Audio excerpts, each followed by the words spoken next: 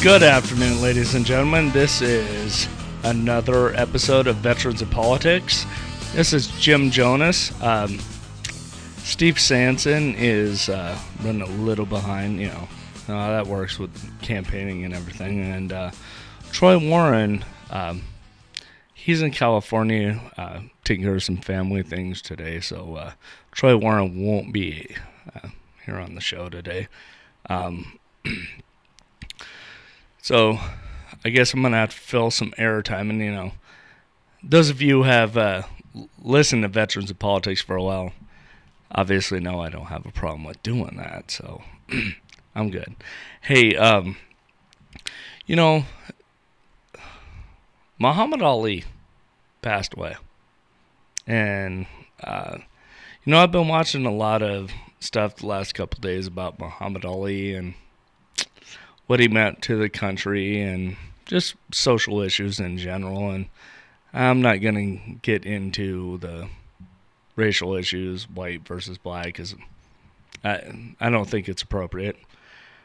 But, the more I started really watching a couple things about Muhammad Ali, kind of made me think about Steve Sanson a little bit.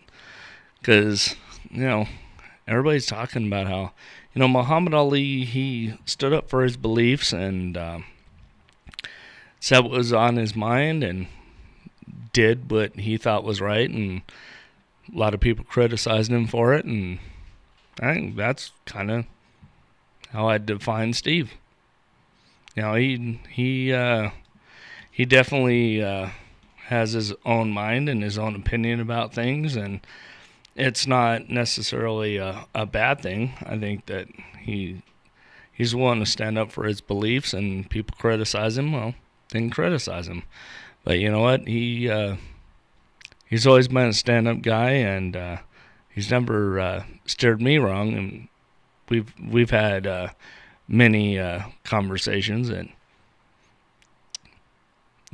we agree sometimes, and we don't agree sometimes. So I think that's the thing that voters should understand about Steve Sanson is that, if I was going to vote, unfortunately I can't vote for him because I don't live in Assembly 13. So, but I know I'd take him as my assemblyman any day. Right now I know we're supposed to have two guests on today, but the only one that I've seen so far is Kim Schjang, and she's running for Nevada State Senate 7, and we're going to have her on shortly. Right now we're just kind of waiting for Steve Sanson, and other than that, I think we should just take a commercial break.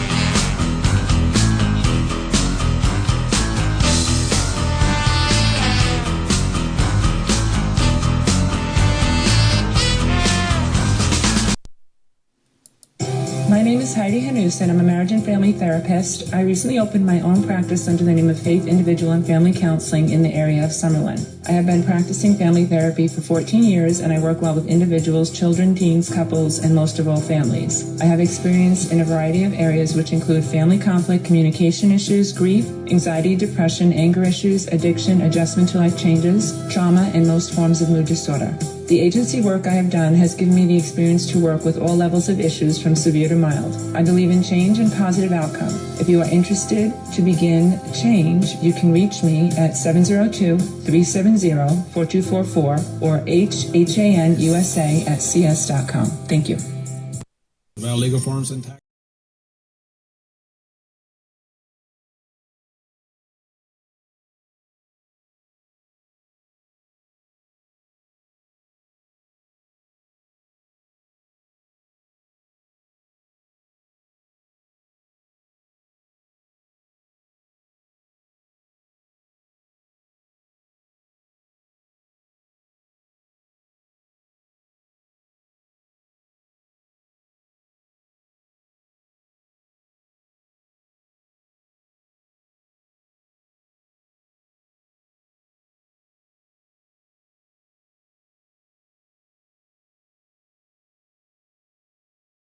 Hi, my name's Annette Levy.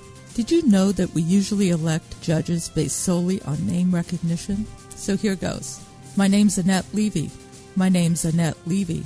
My name's Annette Levy. Now, for those of you who might want to know a little more, I have 29 years legal experience, 15 years arbitrator, 11 years judge pro tem. I'm ethical. I'm experienced. I want to be your district court judge in Department 20. And by the way, my name's Annette Levy. Paid for by the Committee to Elect Annette Levy. If you'd like to know more, visit her website at electannette.com.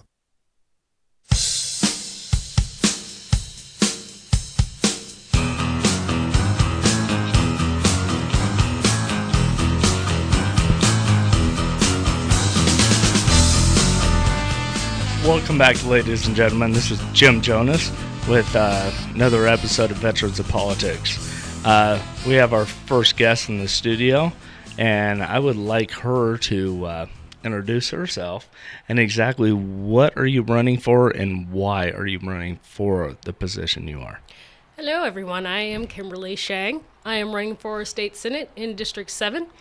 And I'm running as a Libertarian in District 7 because I've lived there most of my life. And I realized in my district that we were most likely not being represented correctly from when I didn't know who was representing us. That's always a problem. And mainly because I started to realize we were in a situation where people weren't being represented correctly. That we were dealing with a situation where there was that gigantic tax hike that we had to endure that they pushed through. And for somebody who was studying economics at UNLV, one of the things that I wanted to fight against is, of course, people in business, especially small businesses, are getting shafted by tax hikes like this. And people who want to get into business, mom and pop stores like that, would be ruined by this sort of thing. And also, I know for economics and for especially my district that deals with a lot of people around my age, I'm 33, or should I say 25 for the whatever time. Whatever. My mom's been 16 most of my life, and I don't know how she can be 16 my entire 33 years, but whatever.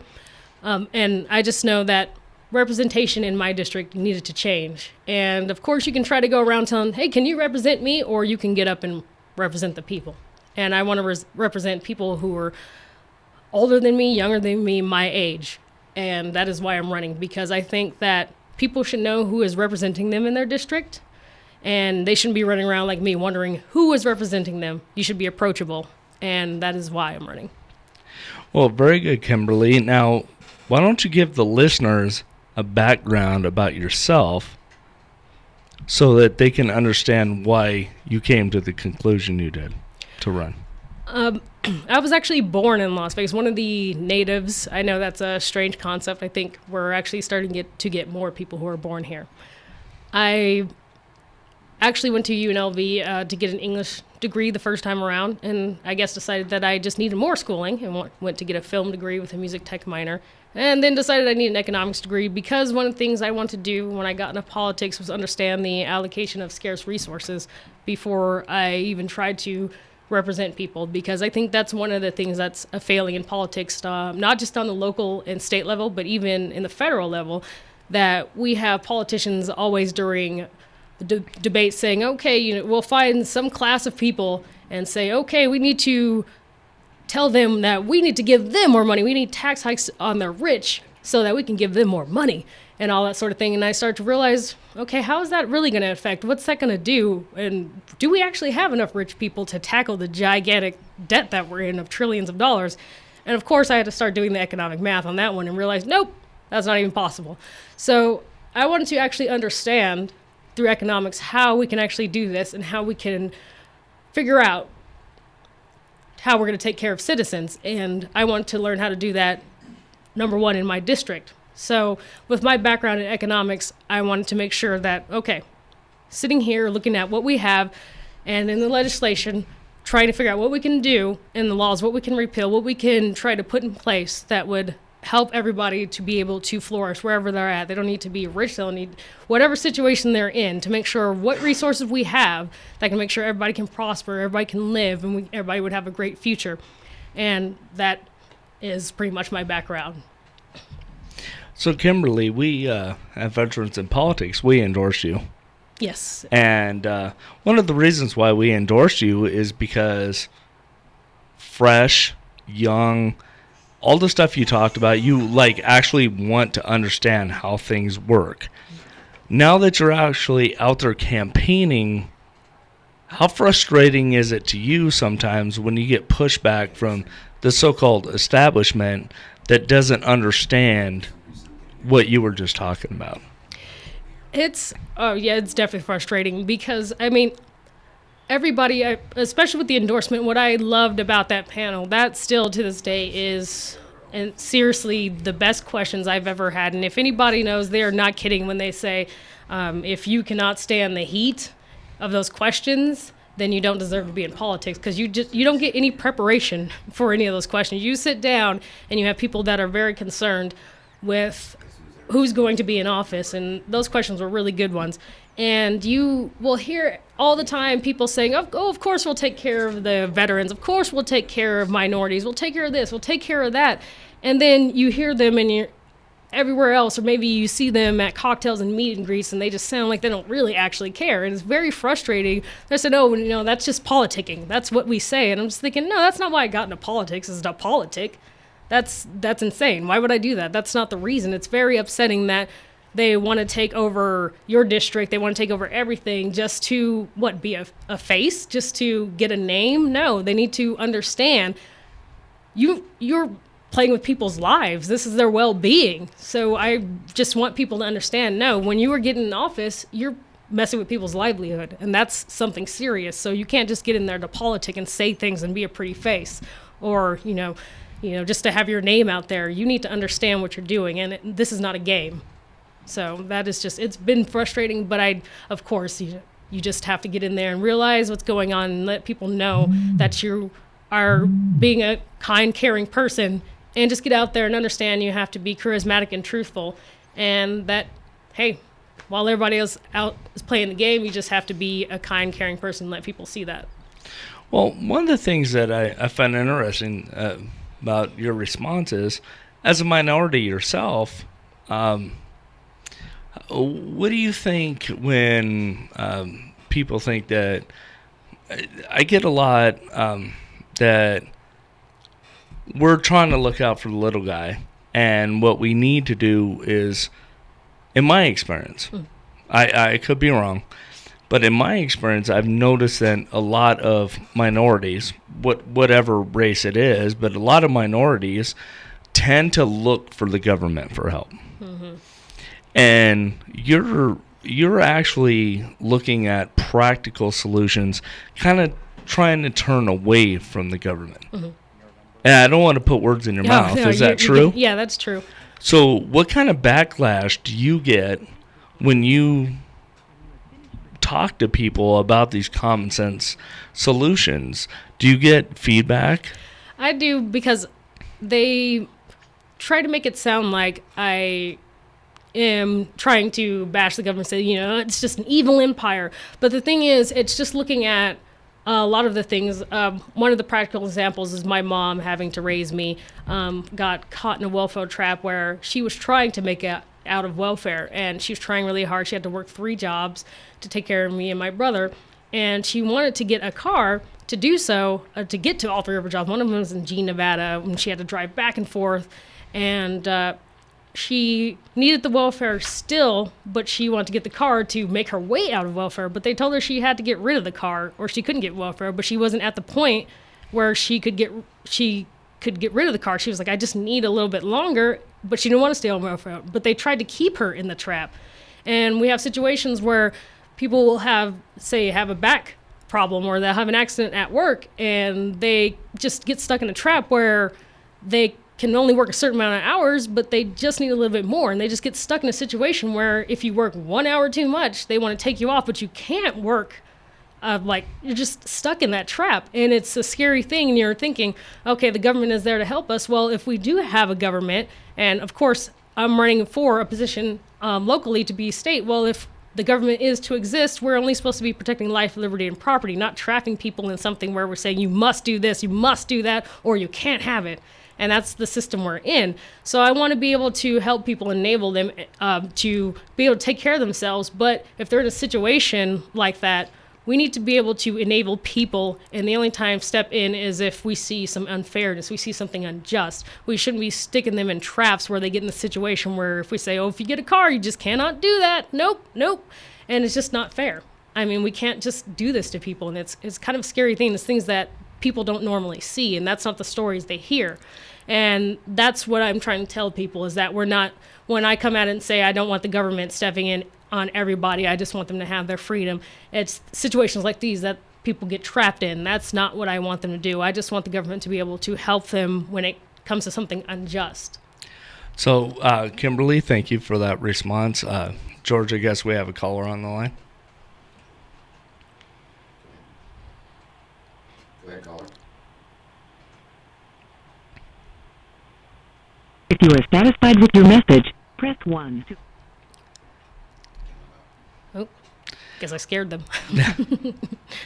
Yeah, so I mean, I don't think you scared them. I think basically what you're trying to say, and I'm not trying to put words in your mouth again, but so you believe in a social safety net per se, but you just don't think that government is the solution to raise people up. Yeah, it's just the fact that, sometimes you get slammed and it's like, I think people, and a lot of people always tell me, oh, so you think people are that charitable? I think people are that charitable. It's just we've been raised in a situation where government has always been in place to tax away money out of our pockets to take care of people. So we haven't always been given that chance, but there have been people, in situations where they will give out of their pocket, even if they're taxed to give welfare, that there are people who are charitable. I will give people money out of my pocket if I see somebody that needs help. I've been in situations where I wasn't able to pay my rent, and churches or people that I know, even coworkers, will help me out on times where I've fallen on hard times. And it can happen. But see, I'm not saying that, we should be in a situation where we should rip your welfare out from under you overnight. That is an unfair thing to do. I'm just talking about a system where we find a way to enable people and help them to succeed. And the government, of course, should be there, like I said, to protect life, liberty, and property, and that sort of thing, and be able to give everybody an opportunity no matter where they're at, is what I'm saying. So I don't know if that clarified anything, really. So, Kimberly, what actually really motivated you to run specifically? Not any issue, just what specifically motivated you to run, and at such a young age? It pretty much came with when I became a libertarian and wanting to. There's. Let me stop you real quick. Mm-hmm. Why libertarian? What is it about the Republicans or Democrats that have really just disenfranchised you on both ends? Well, I actually became a libertarian after becoming a Democrat because at that time, I was more progressive. I was all about social justice at that time. And even though there just seemed to be something that I was missing, I was one of those single issue voters, but there just seemed something hollow about that. And it was just you only voted when, there was a presidential election. And I actually ran into some people listening to the Jason Stapleton program that were talking about libertarianism. And I was just fascinated because what libertarianism is basically just empowering people for liberty and freedom, and the proper role of the government, if we were to have government, was, like I said several times so far, the government was to protect life, liberty, and property. And I want to understand, what does that even mean? And it was just basically saying that liberty is freedom plus responsibility. And it was going back to the Constitution, the way that the Founding Fathers wanted. However, it was also the fact that focusing on, yes, we do have social issues that we need to concentrate on, the LGBT community and all of that sort of thing. We do have the way the world is in the 21st century, but it also taught that we should respect everybody else as an individual and their choices. But the point was that whatever their choices were, we were not to step on other people's toes, and that what I do with my life should not affect anybody else's life, and that I respect what you do with your life and you respect what I do with my life. And that was a thing. And there was something about that appealed to me because it didn't force my views onto anybody else. And that was appealing to me because it was just kind of a new thing to me that I wouldn't be forcing my views on anybody. And that just seemed like a novel idea. Just, wow, we're not going to force things on people. We're not going to do it by law. That is strange. It was just one of those, let's live together and understand each other. And if there was something about somebody I didn't understand before and they sat down and explained it to me, and maybe I didn't actually agree with their view, and I was still able to sit down and talk with them and love them, that was amazing to me. And it was all done without making legislation to do it. It was just literally I sat down and learned how to love another human being. And that was just crazy to me. And that's actually how I became a libertarian. And one of the other things I found out was, for some odd reason, when I went around telling people that, they still didn't want liberty and freedom. And that just shocked me. I'm like, I'm telling you, it's exciting. You know, you can love people. It's amazing. And you don't have to do it by forcing people, by making laws everywhere to restrict them all over the place. And so I was like, okay, what's my next step? What do I do? And I was like, I think I have an idea.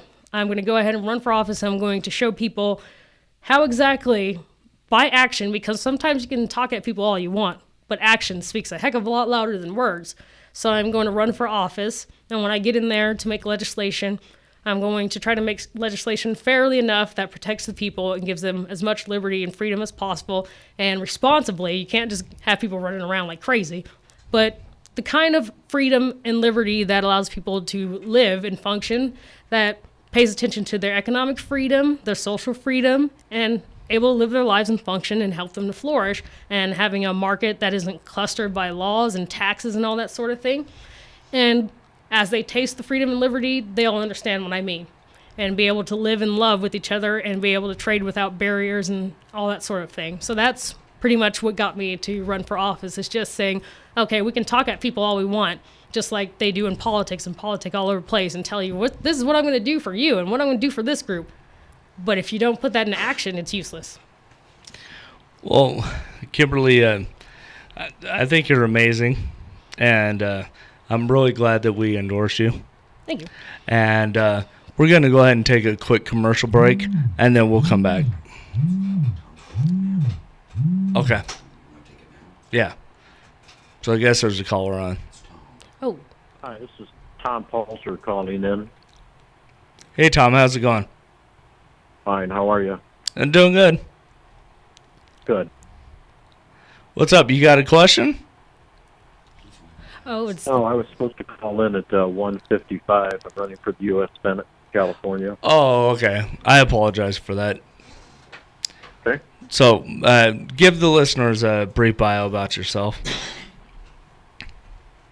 I'm sorry, I did got some interference. Oh, sorry. Can you give a brief bio about yourself for the listeners? Sure. My name is Tom Palzer. I'm running for the United States Senate, California. I'm running with 32 years of experience working with and advising elected and appointed officials from City Hall to County Boardroom, State Legislature to Congress. I'm originally from Illinois. Moved out to California about 8 years ago. I have retired at the age of 58 in 2008. The reason why I'm running is to restore conservative government to California and the nation. That's pretty much the background of where I'm coming from.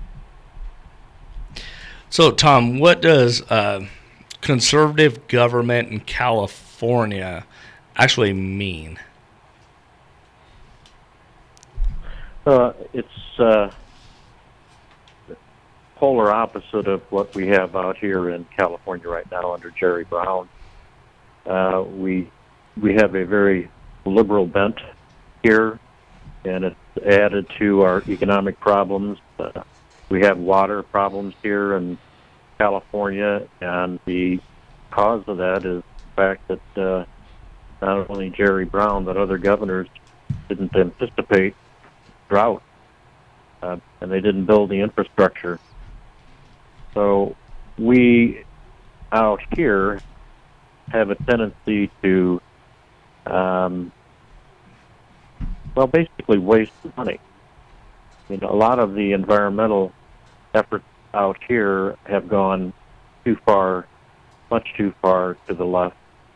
I'm an environmental planner. I'm also an economic development planner, and I can tell you that we're hurting the economy here by putting a lot of regulations that are over the top, and we've lost business. We've lost a competitive edge. So that's what I mean by the difference between conservative politics and liberal politics. Now, I say that I'm not a politician. I've run for office before, but I've learned what a campaign consists of. My father was a precinct committeeman for 39 years, so I grew up in a conservative household. What it means is you provide people with the need, and then they can earn a living and take care of the wants of their family. So, Tom, what's your plan to deal with the water situation in California? Because it's pretty bad, and it's just like with us here in Las Vegas. Obviously, Lake Mead's pretty much drying up. What legislatively could you possibly do to help the water situation?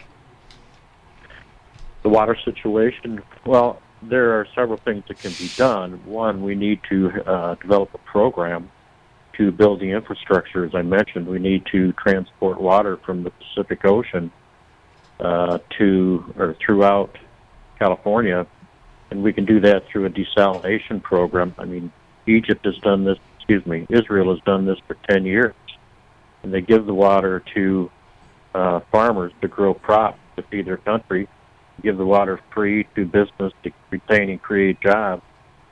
And, they've turned an economic crisis into an economic engine for their country, and we can do the same. Combination of the infrastructure, hydroelectric power. I put a hydroelectric power plant back in operation after about 40 years being dormant. These types of things and some other environmental adaptions, we can take care of the drought system. It's now a long-term thing. We should have anticipated this years ago. Well, Tom, how much, with all due respect, California is already, pretty much bankrupt, and you guys just keep increasing taxes over and over and over again. So to get this program started, how much more money is it going to cost the taxpayers? Ultimately, I think it'll pay off, but, how much more money is it going to cost? Yeah, are you talking the national debt, or are you talking California? No, I'm talking specifically California. California, well, California, and it's similar to the nation, has a lot of entitlement programs. And entitlements in the national budget make up 50% of the national budget. How much do they make up in California? I was just going to say, I don't know the specific numbers, but if you cut entitlement programs and you eliminate some, that's going to have a significant effect on the budget in order to pay down the deficit. We just need to start to enact some form of deregulation of businesses because we're losing jobs. We need to get rid of the corporate tax out here and also throughout the nation so we can allow people to run their businesses, retain the jobs, create new jobs instead of going to China or Japan or some other country. So not only is it a problem in terms of taxation of businesses, it's also a problem of California basically outspending other states. We're like 47th and 48th in many of the economic and socioeconomic measures that rate states. So it's going to take a comprehensive plan to bring back our economic prosperity here, and it's going to take quite a long time. I've written a comprehensive plan for California and the nation. It appears on page 1 of my my website at www.tompalzer.com, and it addresses about a little over a dozen issues that we need to concentrate on in order to bring this conservative government back to California and the nation. Well, Tom, one of the things that I really appreciate you coming on, and and I think you got some really great ideas. However, one of the probably the most successful governor you guys ever had was Ronald Reagan. And Ronald Reagan was able to do a lot of things because of the fact that he was able to get his message out through the press. And so public relations-wise, he was really good at that. A lot of the things you just told me sound good. I get it. I understand it. But I'm a political geek, so I understand that. But how are you going to relate that message to the average person that's not the guy that sits around and worries about this stuff every day? Right. Well, what Ronald Reagan did was to present his agenda directly to the public. He didn't care about the media. He just gave a specific message on multiple issues. And basically, I'm doing the same thing. I'm the only candidate who's put out issues since November of 2014 when I decided to run, and also put out my stand on each issue. So I don't go after endorsements, and neither did Ronald Reagan. He went after the voter, and that's what I've been doing since I started running this race. So you have to connect on a one-on-one basis. I've received dozens of phone calls from voters in the past few weeks, asking me about my stand on pro-life, asking me about my stand on Second Amendment, etc. And you just have to pick up the phone, not have an aide try to interpret. You have to pick up the phone and talk to the people who call in. And you have to relate to people, as I said, on a one-on-one basis. You just can't throw things out there and expect people to, to come running and support the issues that you're proposing. And that's what Ronald Reagan did. He was a wise man. He was a patient man, but he was also a stern personality, especially when it came to foreign affairs. Bringing down the wall was an unbelievable accomplishment. But people followed him. They believed in him. They knew he could get things done because he had a track record. And I respect the fact that he changed politics. He changed parties. And it was a thoughtful process. It just wasn't done for political gain. I think he was a great man, and I'd like to get back to his basic stance on how we govern a nation, how we govern a state. And he had experience doing both. And he used that experience, and people believed in him and they followed him. And I'd like to do the same thing. I have 32 years of experience. So it's far greater than any of the other 33 candidates running for this office out here. So I won't need on-the-job training when I get to Washington. That's plain and simple. With a 6-year term, you can get a lot done. And you waste about a year and a half as a new senator trying to figure out, who's who and what toes not to step on. I've dealt with politicians for over 3 decades, and I'm not intimidated, and I know how to write legislation. I know how to move things along. So, Tom, what if elected? What's the first thing you're going to do in the United States Senate to help veterans? What's one bill that you would really like to push through? First thing I'm going to do is lop off the head of the VA. Our fellow veterans died because they didn't get appointments, they didn't get their medication. And this is just something that is abhorrent to me. I would sponsor legislation for co-sponsor legislation that would reorganize the VA. One of my fortes is to go into departments. I've worked with over 30 federal state departments, and I know how they work. When a president comes in, he'll appoint people to, as Secretary of Veterans Affairs, Secretary of Commerce, Secretary of whatever. And these people don't have any expertise. They simply paid $500,000 or more into the guy's campaign, rewarding them. And when you get that type of thing, it's like the INS, which hasn't done its job over a decade. Now we got a huge immigration problem. Same thing with the VA. If your boss doesn't know or doesn't care about what's going on, are you gonna work for him? Maybe not, and that's what's happened with in particular these two agencies, Veterans Affairs and the INS. The veterans shouldn't be homeless. They shouldn't be looking for a job. They shouldn't be looking for a home. It should be provided for him and her and for their families.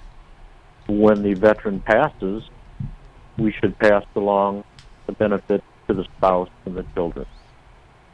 So when I get to Washington, that's going to be a very high priority for me. And another one is going to be national defense, the economy, and anti-terrorism. We can't go on much longer with all these threats unless we do something about them. So, and Tom, we should do it with a coalition of nations, not just by ourselves. Hey, Tom, there's been a lot of things brought up recently about Donald Trump thinks that we should pull out of the UN, and he thinks we're getting a bad deal on a lot of things. Just in a general aspect, what do you think? When do you think we should send troops? And what do you feel about what's going on in the Middle East right now?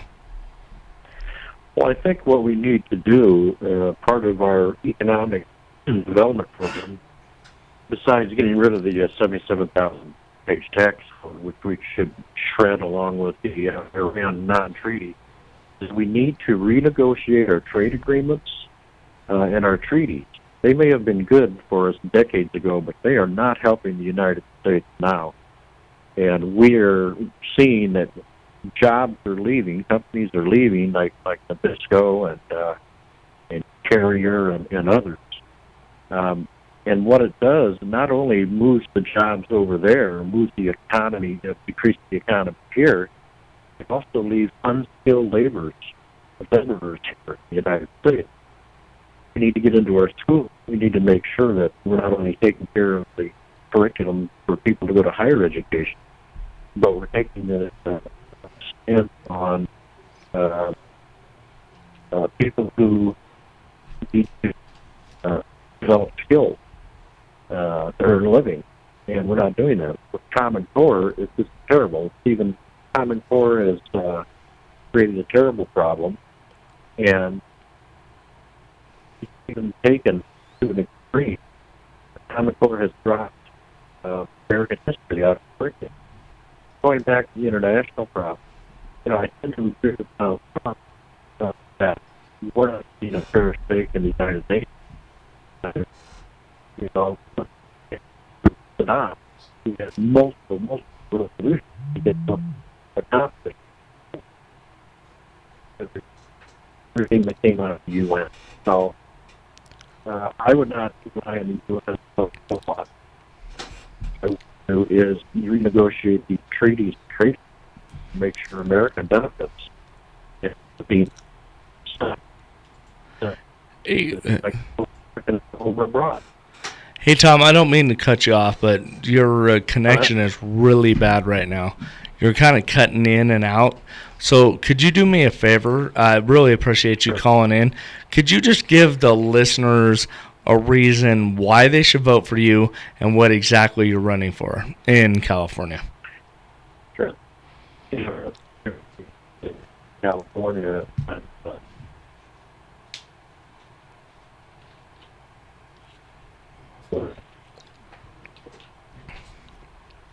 last. That's including the Attorney General.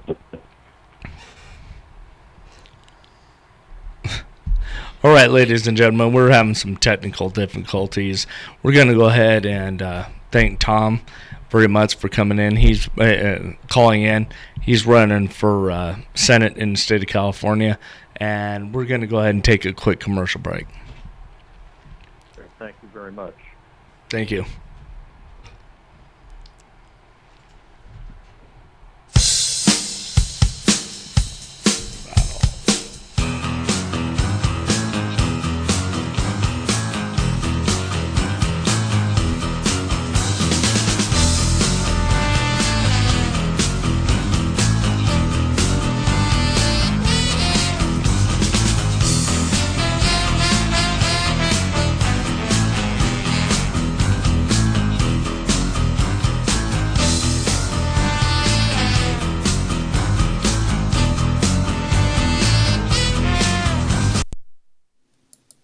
My name is Heidi Hanus, and I'm a marriage and family therapist. I recently opened my own practice under the name of Faith Individual and Family Counseling in the area of Summerlin.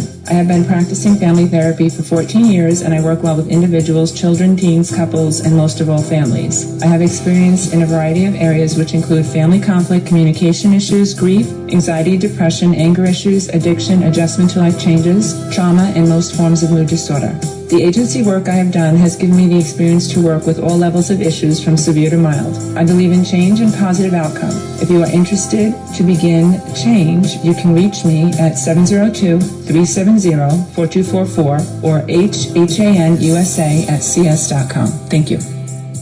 Nevada Legal Forms and Tax Services have been serving Nevada. Nevada Legal Forms and Tax Services, the reliable option for your legal and tax matters. The original do-it-yourself legal source store with paralegals, registered document preparers, and enrolled agents to assist you when you need it. Need help getting divorced, starting your business, or just filing your taxes? Nevada Legal Forms is there for you. Nevada Legal Forms has over 1,000 legal forms and do-yourself kits for all your everyday matters. Nevada Legal Forms, the best place to start. Nevada Legal Forms and Tax Services is not a law office or have attorneys on staff and cannot give legal advice. Nevada Legal Forms, Charleston and Valley View. Call 702-870-0977 or online at nevadalegalforms.com. Hi, my name's Annette Levy. Did you know that we usually elect judges based solely on name recognition? So here goes. My name's Annette Levy. My name's Annette.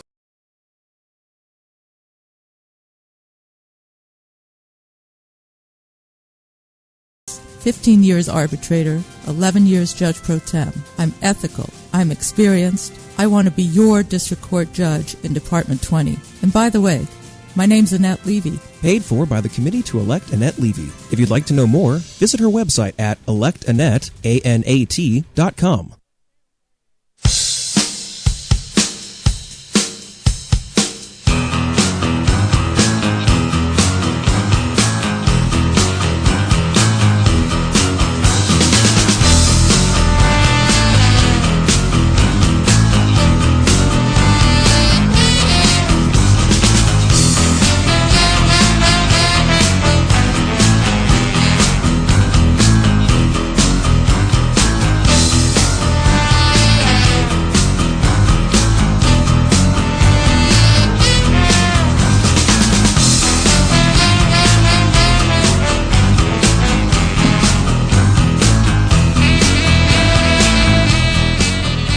We are back. This is Steve Sanson, Jim Jonas. Oh, there is no Troy Warren Veterans in Politics. We have Kimberly. How you pronounce that? Shang. Kimberly Schjang. It's got a couple silent letters in there to trip you up. Yeah. So Kimberly, where's that? What nationality is that last name? Actually, we're guessing it's probably of Germanic Dutch descent. I haven't traced it back. The only interesting thing I found out is everybody with my last name is all related to me. We have yet to find anybody that is not. Oh, wow. Well, tell us about you. The only interesting things is I'm a Las Vegas native. The nerdier things about me that aren't politics related, because I guess I told him a lot of politics related things, is I'm a musician. Started out playing alto sax. I was that nerd who was in marching band, jazz band, varsity band, any nerdy thing you can possibly be in. So you're a nerd, huh? Yeah, quite a nerd. But I was the nerd who actually took judo as the 7th period class. I was the nerd that actually could defend myself. So that was one thing my mom made sure of. Didn't want to be jumped everywhere. But I went to Desert Pines High School and Rancho High School. So and I also went to UNLV. So I've been in Las Vegas my entire life, born here, raised here. Huh. So. Why are you running for the Senate seat? District 7. No, why? Why? Oh, because, well, for one, as I was saying earlier, I've lived in District 7 most of my life, and I had not a single clue who represented my district, and I found that to be a very unsettling thing, because I feel like if somebody is representing your district, you should be able to reach out to them and know who they are. Right. And you can't run around saying, can you represent me? Because if you want something to change, you need to step up to do it. Right. And I figured, well, it probably should be me, because mainly I felt like I had the tools. I just had to get the personality, because I'm actually an introvert, which was the thing that I had to shake quickly if you're going to be out on the campaign trail getting to know people. And I started to gather the tools, and the Nevada Libertarian Party helped me to figure out how to shake some of that. So I decided the best person to represent my district is somebody who's lived in it a long time and just wants to see the district flourish, and hope that it'll spread around all of Nevada. More people will get involved and want to see things change, and wants to represent the people and actually be accessible to the people. Oh, okay. So what are you going to do different that you feel that you're not being represented so far? Well, the number one thing, of course, like I said, is being accessible. Number two is having the knowledge I was saying earlier, that studying economics, which I'm studying at UNLV at this point, is understanding how to allocate scarce resources, which I think is something that's sorely lacking in politics from the local all the way to the federal level, as everybody trying to say, okay, we're just going to take a problem and throw money at it. Like that just solves everything. When you're inflating the money supply and everything, it's kind of not a very good way to solve all issues. You need to understand what the people need. If you're trying to find one central unit to fix everything, that's not how it goes. The market, the people that are in the business, the consumers, everybody who's involved in it should be the people making the choices. The people who are in businesses, the people who frequent those businesses, right. It's an education system, the students, the teachers, all of those people are the ones who understand what they need. So I want people to know that as somebody representing them, I want them to know that I will be representing their choices, what their business, what their school system, that they're the ones who need to be in charge of what goes on there, because you know what you need. I mean, you're in the studio, you know what your resources are you need here, right? So you don't need somebody way off in the middle of somewhere telling you what you need, right? I need to be able to have you guys come up to me and say, we need this. And I want to be say, okay, so how are we going to get this for you? You need that kind of representation. And that's what I want to do. So what's the number one issue facing your district? I'd really have to say at this point, since it's around UNLV and we have a lot of young people, I'd have to say a lot of the stuff affecting us is how in the world are we going to, number one, get education back get the teachers to have control of their classrooms. How are we going to make school affordable where you're not in debt up to your eyeballs, so that when you try to go off and get a job, that when you get your job, the first thing you're trying to take care of is deferring your loans and how in the heck you're going to pay for them.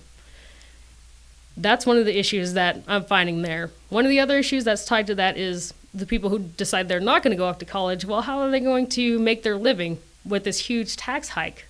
I mean, everybody's just struggling to get by, so why is that? I mean, everything we buy seems to be rising in prices everywhere. So it's just economically, we're kind of struggling. Our streets look like crap. Our public bus system that used to be private is now, it's just like, I was trying to get to this interview and the bus is just breaking down along the way and the air conditioning's dead. And everybody knows it's 100 and some degrees in the summer. Why don't we have a system yet that will actually cool the bus down? And if we'd let the market have innovation, we probably would have solved this by now. I've been catching the bus since I was 10 and we still haven't fixed this problem. And so I just see a lot of things going on in my district where people are being bogged down by economic failures, basically, that is stopping us from growing and living. And I just see a lot of minorities, and not even just minorities, just kind of living very subpar, and it's not always the fault of people living on the street. It's just they've been beat down by prices and the fact that they can't get any farther than where they are.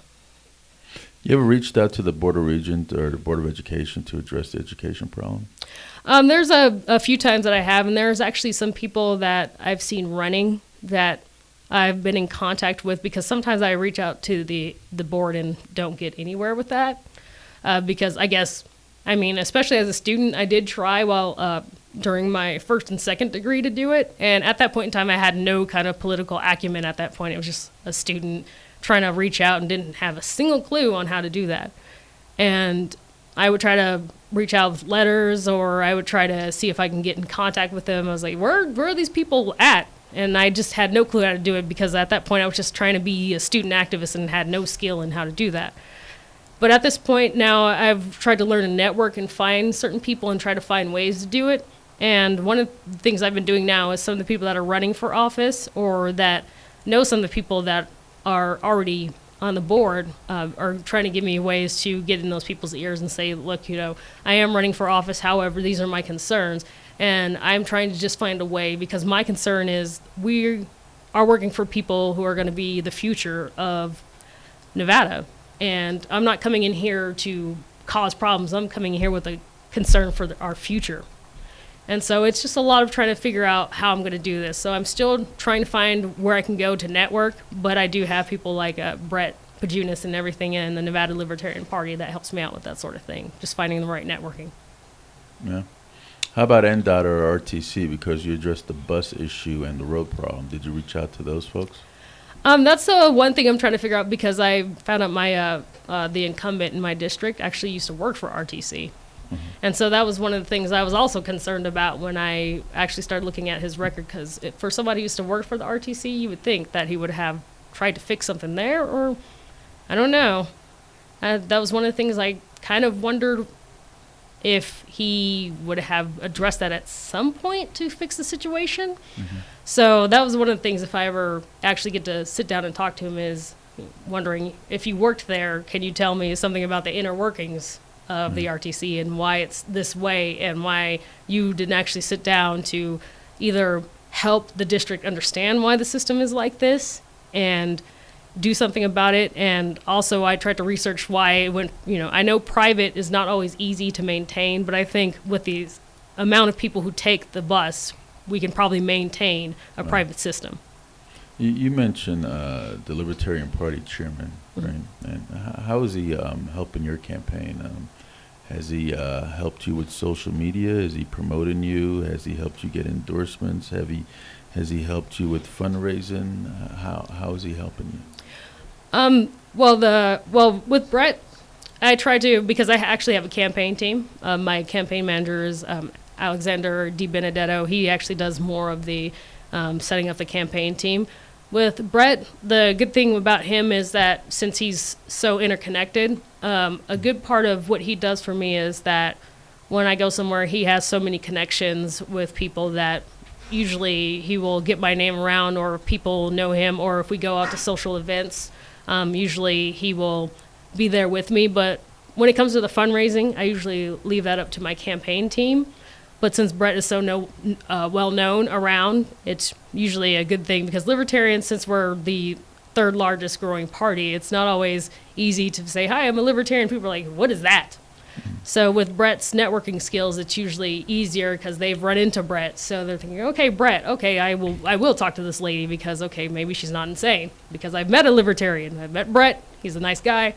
And so that's helpful. But I usually leave it to my campaign team to help with the fundraising and the endorsements. But it seemed after being endorsed by Veterans in Politics that more people are actually willing, because they think, okay, she might not be that crazy, because apparently the veterans like her. So, okay, we'll talk to her. Well, Kimberly, thank you for that. But have you ever thought about, just when you approach somebody, just coming up and stating your name and what you're running for, rather than saying, hi, I'm a libertarian. Oh, I never actually started with I'm a libertarian because that's always just, they're like, what I was is just that? kind of curious on that. Because you have to define that one first. So it's usually just like, hi, I'm Kim, run for, and usually they see that first and they'll ask, but I never start with that. You always just you don't want to start with a label first. That's always the worst idea when you come marketing. You want to just market yourself and what you're running for, because nobody really cares about your label. They want to know, and usually when I'm talking to them, I want to know more about them first, because nothing's worse than having a politician come up to you and say, I'm going to do this, I'm going to do that. Have them ask you that. You don't come marketing yourself all day and then they don't care, because I want to know what your issue is, because if I get elected, it's not going to be the campaign of Kim the entire 4 years. I need to know what the people want. So are you, I'm looking at your name badge, and I'm wondering if you're marketing the Libertarian Party or yourself, because apparently their logo is flashing and their name is quite big, and your name is like little small. Yeah. So are you marketing the Libertarian Party, or are you actually trying to win this thing? Well, I mean, this is a nice flashy name tag, but How about put it in reverse? Put your name bigger. Yeah. Well, I'm just going to say, when you watch this later, see what Steve just said. I think you need to buy me a new name tag. So, but the strange thing I found, I guess, with my campaign is just coming up to people and just being me has actually been the better thing for me than anything else, because I am terrible at fundraising. It's just the whole, hi, even to my friends and family, can you donate to my campaign or whatever. It's just actually just talking to people and just saying, hey, I have a concern for this district, and if you are concerned, or if just letting people know me has been better for my campaign than anything else. So one last question for you, Kimberly. In your recent C&E report number 1 that was filed, what was your how much money did you raise for report number 1? Because you mentioned about your staff and their fundraising. I hope they're doing grassroots for you. And Brett. So let's put it to the test. The old cliches, put your money where your mouth is. So how much money has the Libertarian Party raised for your campaign? And the answer is report number 1, because I saw it. Tell me, what is it? Oh man, $25. Thank you very much. Okay. Now, maybe you should try to do more on your own and not try to pump them up and start pumping you up. How about that? Good point. If you really want to win this thing. But if you're just campaigning just to help the Libertarian Party grow, then maybe that's what you need to do, and not running in the race for state senate, because you're not pumping you up at all. By your name tag says it all, and your finance report says it all too. So I'm just trying to figure out where your head is in this campaign. That's all. Good point. And I'm being serious. See my face? Yes. Yeah. Very serious face. Where are you doing this for the Libertarians, or are you actually trying to win? Because what I've seen, you're not actually trying to win. Good point. So what are you doing? All right. Very good point. Tell me, what are you doing? Well, I guess the good point is now, I guess since my opponent is now going to be out of his primary, it's about time to step it up, because he won't be distracted now. Okay. Tell the people why they should vote for you. Well, they should vote for me mainly because if they actually want to see some change, and they actually want to have somebody to represent them that actually cares about them, will be there to actually talk to them, so they have a representative they will see, be able to talk to, that will actually go out and do things. We'll talk to people that are actually empowered. They want somebody to talk to the education board, want to talk about making bills that will affect veterans, that will affect education, that will affect business, whatever it is. If they want a future that's going to be brighter, better, not filled with a bunch of taxes that's going to crowd all the small businesses out. Well, if they want people to vote if they want prosperity, it'd be a better idea to vote for me, unless they want to continue with the status quo. If they want a bus system that's going to be breaking down everywhere, if they want to continue to see education be pretty much unaffordable. And if they want to continue living in the same thing that we have now, then, or if they want to see some change and want to see somebody with actual passion, and I will do it instead of just telling you they're going to do it, then they should vote for me. Can you give us your point of contact? Yes. You can go ahead and check my site out at schjang.com. That's SCHJANG. And you can also catch me on Twitter, and I'm at KA Schjang. Once again, KASCHJANG. And of course, I have a Facebook page. You can just search out Elect Kimberly A. Schjang. And yep, that's where you can find all the details. I'm very active on social media because I'm a nerd. All right, thank you, Kimberly Schjang. That's Kimberly Schjang, Libertarian Party candidate for State Senate. This is Steve Sanson, Jim Jonas, with Veterans in Politics. Until next week. Right.